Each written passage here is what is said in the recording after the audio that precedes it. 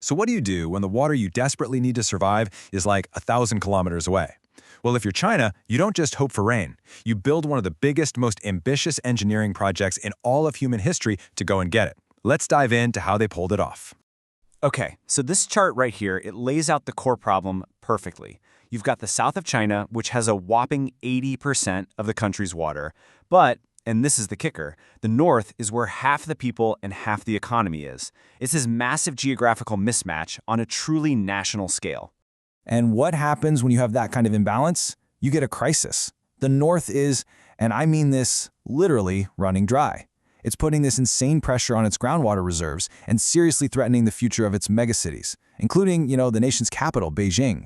So to solve this, China didn't think small. They embarked on a truly colossal project, the South-North Water Transfer Project. And believe me, it's a plan just as audacious as its name suggests.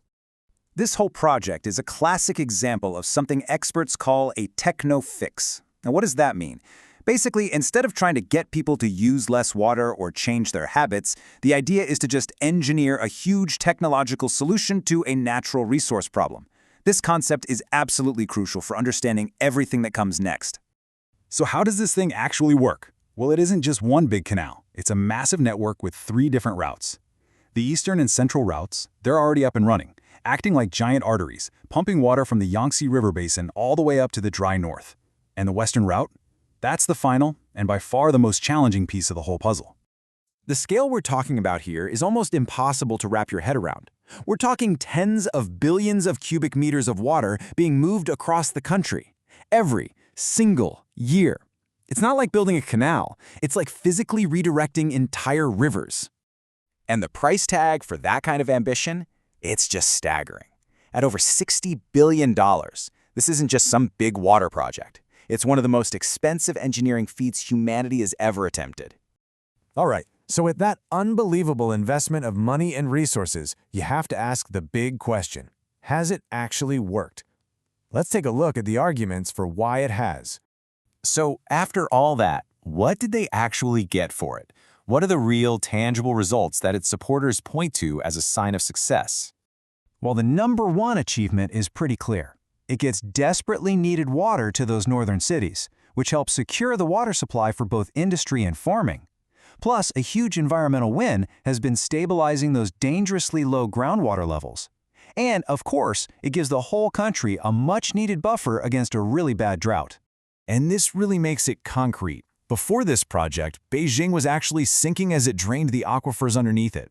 Now, this transferred water is a vital lifeline. It's quite literally helping to keep the city afloat. But there's always another side to the story with a project this big. We've seen the benefits, but now we have to dig into the hidden costs and the pretty serious consequences of this great water gamble. It raises a really powerful question, doesn't it? When you decide to fundamentally re-engineer a country's entire water system, there are always trade-offs. So, what exactly gets sacrificed in the process? So the downsides, they really fall into 3 big buckets. First, environmentally, you're messing with the ecosystems of the southern rivers. Then there's the social side, which comes with a staggering human cost.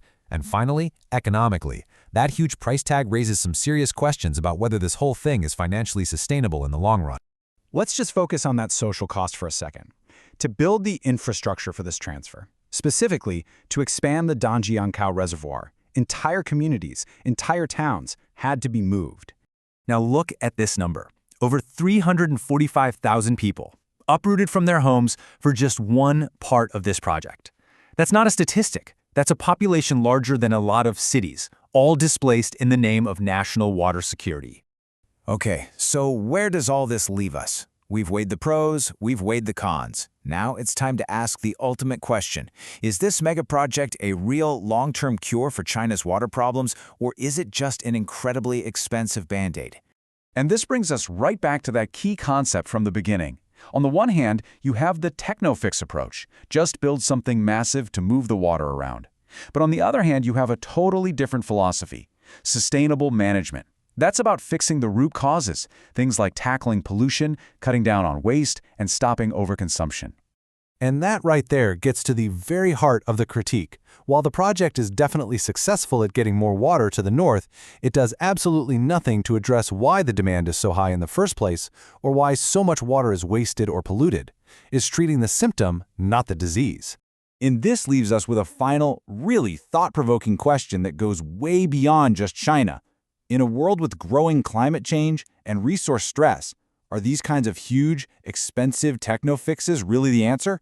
Or are they just a clever way to put off the much harder work of actually changing how we live and how we use our planet's most precious resources?